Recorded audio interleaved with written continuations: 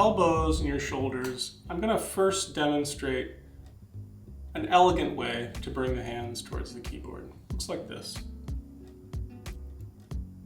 And I'm going to do it again. And I want you to notice what I'm doing with my elbows. And I also want you to think about what I'm not doing with my elbows. I'm going to do this one more time, and then I'm going to show you something to compare it to. Yeah. Now here's what I was not doing. Notice? I was not initiating the movement by bringing my elbows out away from my body and forward and up. Yeah? I was not trying to chicken wing my elbows out to the side. And for people that are really kind of prioritizing the orientation of their hand, trying to make sure that it's going to be perfectly perpendicular to the keyboard, that tends to happen. The more you think about I've got to keep my hands perpendicular to the keyboard, the more it makes sense that in the background you're just going to have this thing going on with your elbows. The problem is the cascade of movement that creates up through the upper arm, into the shoulders, and into the neck.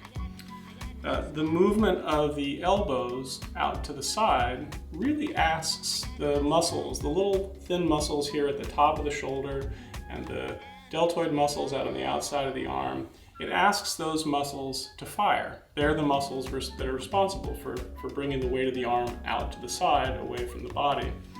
The problem is that when you type for long hours in that position with the elbows out to the side and the wrist cocked, you have to maintain all of that muscle tone. And a lot of these muscles are also involved with the neck. The trapezius muscle is also involved. Because usually when people take their elbows out to the sides, their shoulder blades in their back tend to rise up a little bit towards their neck. And the trapezius muscle will tend to turn on for that because that's kind of its job.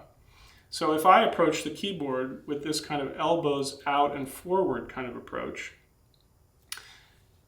the shoulders might lift, they might tend to kind of compress into me. And again, this creates a really terrible environment for the muscles in my fingers and hands. Everything is just like a lot of noise in the signal. And we don't want that long term. So how to train yourself, besides hearing that there's a different way to do it and just deciding you're going to quit cold turkey, because in all likelihood you're going to catch yourself doing this. People catch themselves doing this all the time. When they lift a cup for a cup of coffee, the elbow tends to go out to the side instead of the elbow coming right up underneath the hand and staying fairly close to the body. So the first step is to just become aware that it's not necessary, it's not the only way to bring the hands to the keyboard. You don't have to take the elbows quite so much out to the side. You can simply let them hang a little closer to your body, and you'll have to see what that feels like.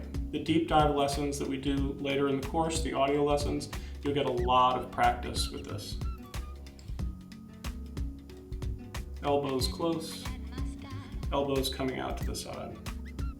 Now the other thing that's interesting is that when my spine is organized poorly, when I'm sort of rounded, this rounding, this sinking back and down of my chest and my pelvis rolling back, that almost asks for the arms to rotate a little bit internally like this and to hoist out like this. That creates a big background effect that promotes this kind of movement of the arms. And again, to do this, it's expensive. Muscularly, it's expensive. And at that point, it makes perfect sense that I would want to rest my hands on the edge of the desk to type in this sort of collapsed manner. It feels like a relief to rest my hands on the desk. If my spine is organized better, if I really have my pelvis aimed well into the seat, if my feet are clear on the ground, I don't need that. My spine simply rises a little bit, my elbows hang close to my body, and I come towards the keyboard and I can type.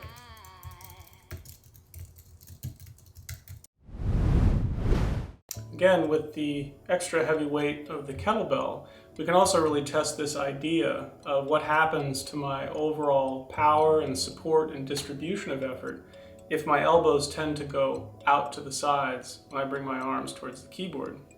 Obviously, this movement is somewhat of a movement of the arms forward in space. It is a kind of a lifting of the arms. It's not lifting the arms so high, but it is the beginning of a lift.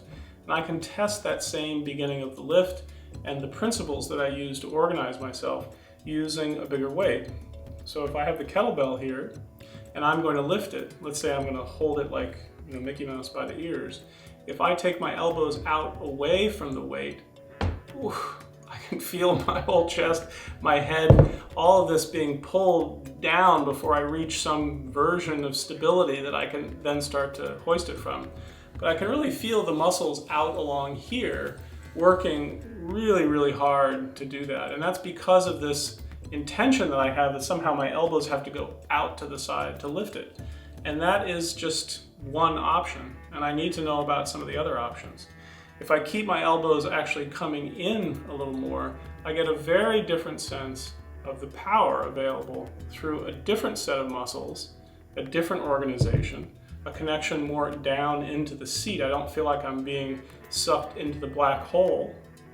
I feel like I actually have quite a bit of stability, support, power. Boom. Again, elbows out. Oh! The black hole is sucking me down. Elbows closer to my body. Somehow I'm lifting more with my pelvis, my spine. I even feel my legs doing something kind of nice underneath me. It's a beautiful feeling. You don't have to use this as an everyday training tool. You can obviously just get a bag of rice that weighs 5 or 10 pounds, or you can use a pillow or a book like I did before. But sometimes raising the level of challenge will help you test and really specify the way you think something works, and it will give you another way of really qualifying the progress that you're making with your posture. The same thing is really true for the mouse, by the way.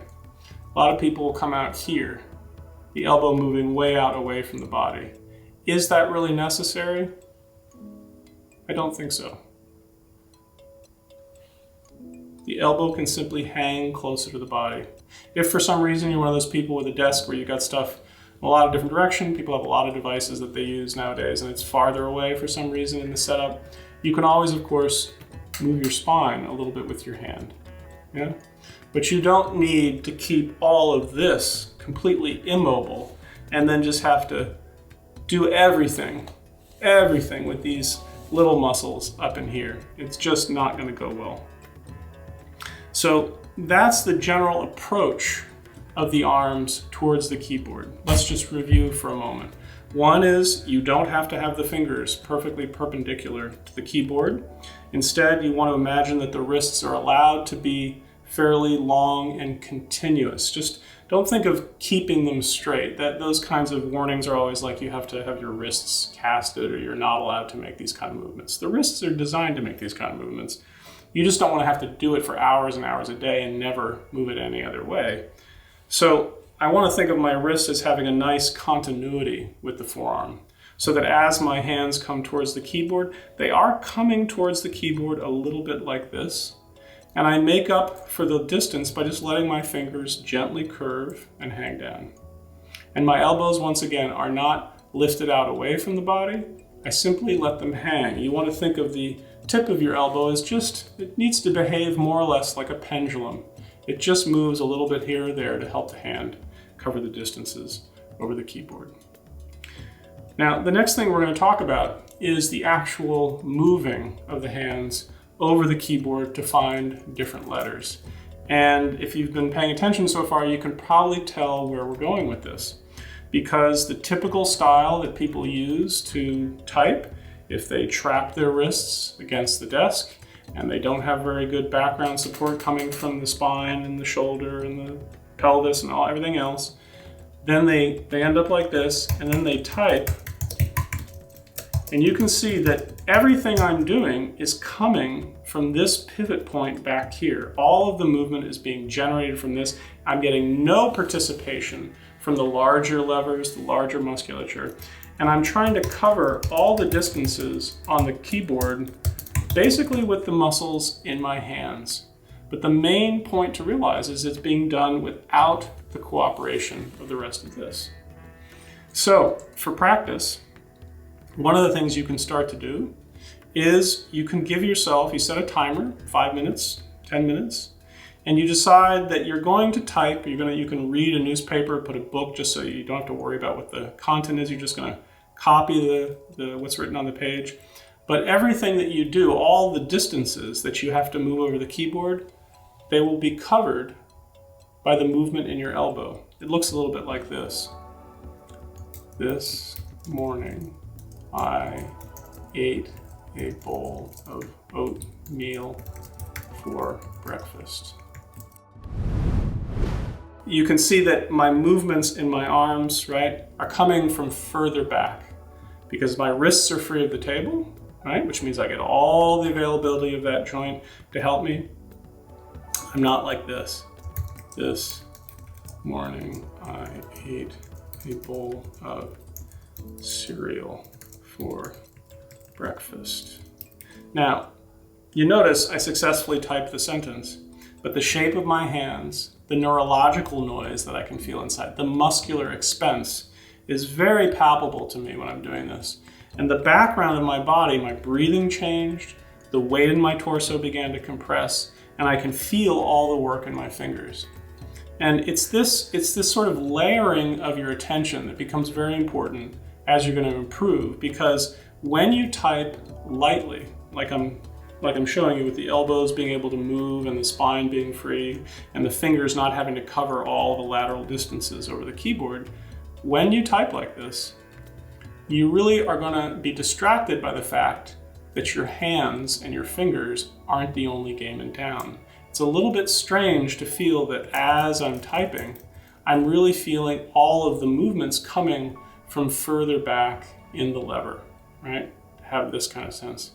You ever seen a architectural printer? You know, the arm moves around, moves the pencil in these exact figures as it draws the blueprints out on the paper. It's a little bit like that. The computer doesn't try to move the pen way out at the end of the robotic arm. It has the entire mechanism moving to cover distances large and small. And what that's basically about is it's about a proper distribution of the muscular effort when you move to type and when you move to mouse. It's about a distribution that includes participation from the large muscles so that they're in support of the work that the small muscles are doing. When I type like this, my small muscles are working much higher. It's like I'm racing, I'm redlining the engine. Meanwhile, the big muscles are just sitting there in this state of just sort of passive contraction. You know, they're not really available to move. I'm not getting any pendular movement through my spine or my arms. And the distribution of the effort is really the problem. It's that poor distribution that over many hours and days and months and years of typing like this, that distribution starts to form itself into the shape of a habit, a shape of a posture that the person starts to recognize, oh, why am I so hunched over all the time? That's really how it's built, okay?